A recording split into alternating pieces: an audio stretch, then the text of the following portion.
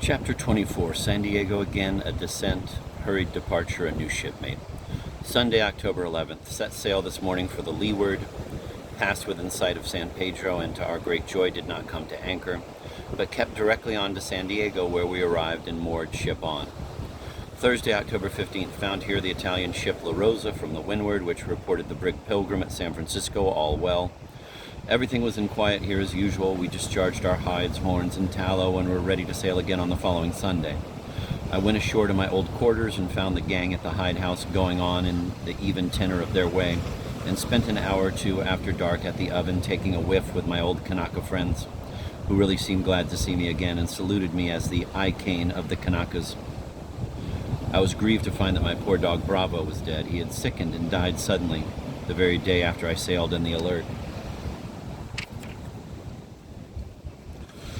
Sunday was again, as usual, our sailing day, and we got underway with a stiff breeze, which reminded us that it was the latter part of the autumn and time to expect southeasters once more. We beat up against a strong headwind under reefed topsails as far as San Juan, where we came to anchor nearly 3 miles from the shore with slip ropes on our cables, in the old southeaster style of last winter. On the passage up, we had an old sea captain on board who had married and settled in California and had not been on salt water for more than 15 years. He was astonished at the changes and improvements that had been made in ships, and still more at the manner in which we carried sail, for he was really a little frightened, and said that while he had top-gallant sails on, he should have been under reefed topsails.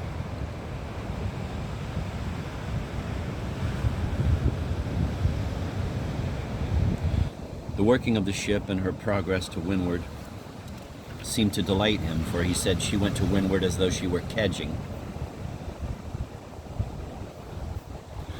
Tuesday, October 20th. Having got everything ready, we set the agent ashore, who went up to the mission to hasten down the hides for the next morning. This night we had the strictest orders to look out for southeasters, and the long, low clouds seemed rather threatening. But the night passed over without any trouble, and early the next morning we hove out the longboat and pinnace, lowered away the quarter boats, and went ashore to bring off our hides. Here we were again in this romantic spot, a perpendicular hill, twice the height of the ship's masthead, with a single circuitous path to the top and a long sand beach at its base, with the swell of the whole Pacific breaking high upon it, and our hides ranged in piles on the overhanging summit. The captain sent me, who was the only one of the crew that had ever been there before, to the top to count the hides and pitch them down.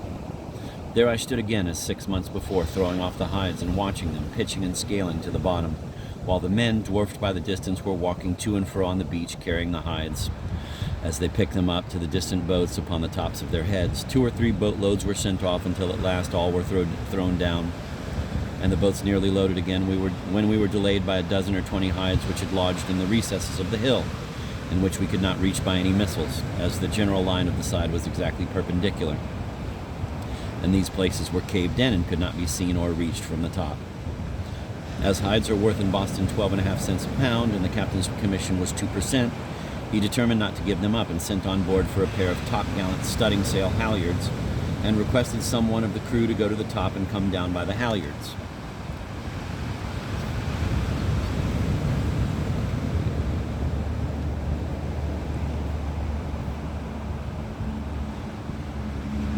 The older sailors said the boys, who were light and active, ought to go, while the boys thought that strength and experience were necessary.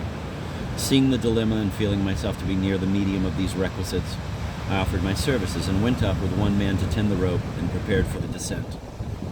We found a stake fastened strongly into the ground and apparently capable of holding my weight, to which we made one end of the halyards well fast, and taking the coil, threw it over the brink.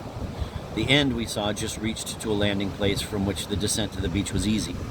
Having nothing on but shirt, trousers, and hat, the common sea rig of warm weather,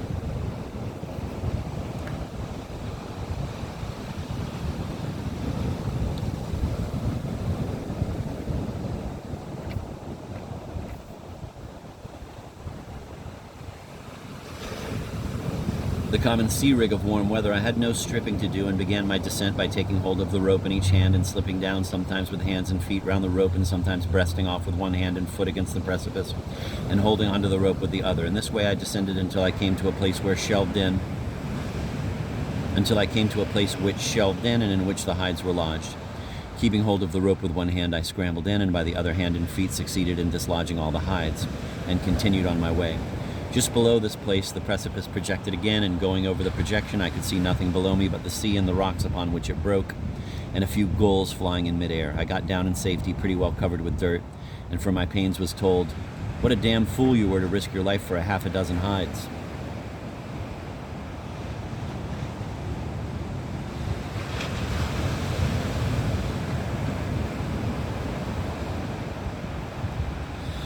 While we were carrying the hides to the boat, I perceived what I had been too busy to observe before, that heavy black clouds were rolling up from seaward, a strong swell heaving in, and every sign of a southeaster.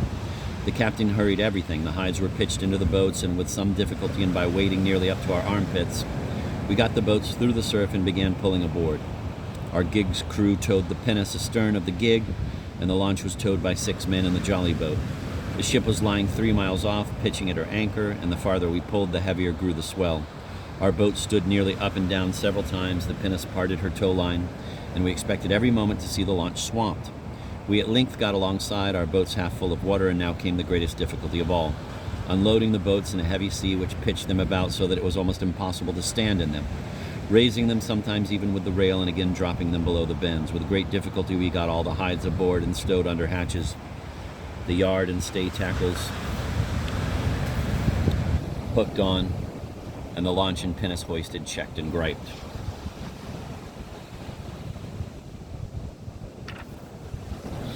The quarter boats were then hoisted up, and we began heaving in on the chain. Getting the anchor was no easy work in such a sea, but as we were not coming back to this port, the captain determined not to slip. The ship's head pitched into the sea, and the water rushed through the hawse holes, and the chain surged so as almost to unship the barrel of the windlass. "Hove short, sir," said the mate. "Aye, aye, weather bit your chain and loose the topsails. Make sail on her, men, with a will." A few moments served to loose the topsails, which were furled with reefs, to sheet them home and hoist them up. "Bear a hand," was the order of the day, and everyone saw the necessity of it, for the gale was already upon us. The ship broke out her own anchor, which we catted and fished after a fashion, and stood off from the lee shore against a heavy head sea under reefed topsails, fore topmast, staysail, and spanker.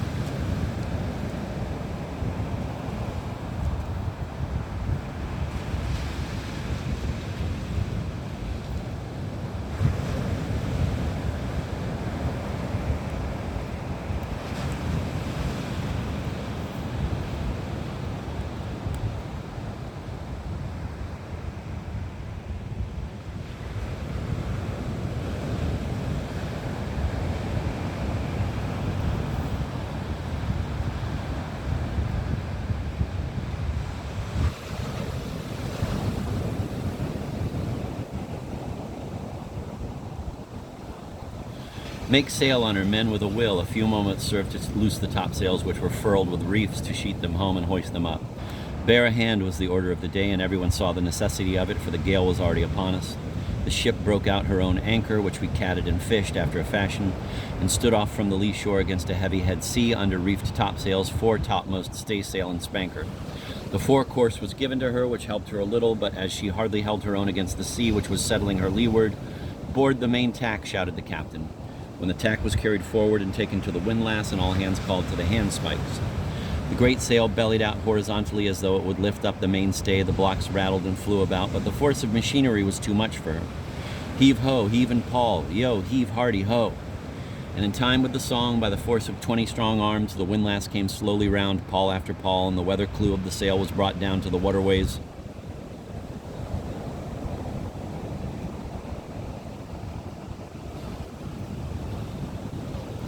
The starboard watch hauled aft to the sheet, and the ship tore through the water like a mad horse, quivering and shaking at every joint, and dashing from its head the foam, which flew off at every blow, yards and yards to leeward. A half hour of such sailing served our turn, when the clews of the sail were hauled up, the sail furled, and the ship, eased of her press, went more quietly on her way. Soon after, the foresail was reefed, and we mizentop men were sent up to take another reef in the mizentopsail.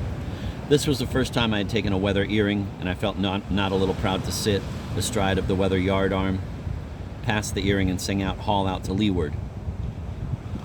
From this time until we got to Boston, the mate never suffered anyone but our own gang to go upon the mizen topsail yard, either for reefing or furling, and the young English lad and myself generally took the earrings between us.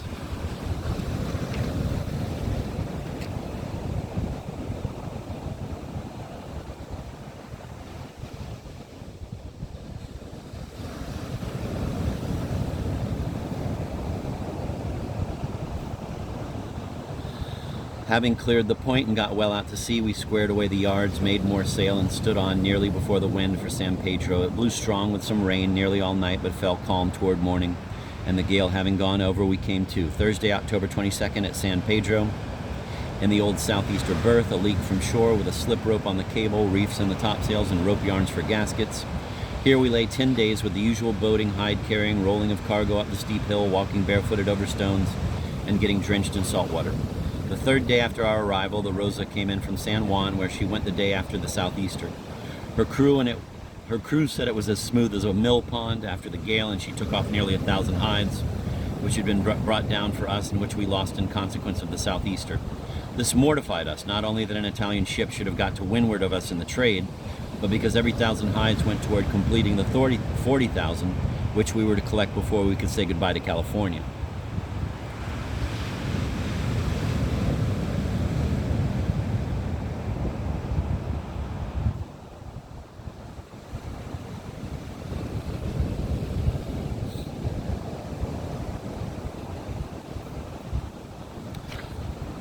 While lying here, we shipped one new hand, an Englishman of about 2 or 3 and 20, who was quite an acquisition, as he proved to be a good sailor, could sing tolerably, and what was of more importance to me, had a good education and a somewhat remarkable history.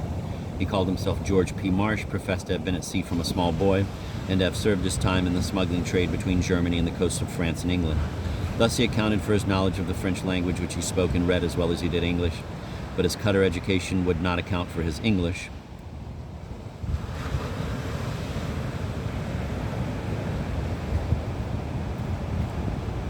which was far too good to have been learned in a smuggler. For he wrote an uncommonly handsome hand, spoke with great correctness, and frequently, when in private talk with me, quoted from books and showed a knowledge of the customs of society, and particularly of the formalities of the various English courts of law and of Parliament, which surprised me. Still, he would give no other account of himself than that he was educated in a smuggler. A man whom we afterwards fell in with, who had been a shipmate of George's a few years before, said that he heard at the boarding house from which they shipped that George had been at college, probably a naval one, as he knew no Latin or Greek, where he learned French and mathematics. He was by no means the man by nature that Harris was. Harris had made everything of his mind and character in spite of obstacles, while this man had evidently been born in a different rank and educated early in life accordingly, but had been a vagabond and done nothing for himself since. What had been given to him by others was all that made him to differ from those about him, while Harris had made himself what he was. Neither had George the character, strength of mind, acuteness, or memory of Harris, yet there was about him the remains of a pretty good education, which enabled him to talk perhaps beyond his brains, and a high spirit and sense of honor, which years of a dog's life had not broken. After he had been a little while on board, we learned from him his remarkable history. For the last 2 years, which we afterwards heard confirmed in such a manner as put the truth of it beyond doubt.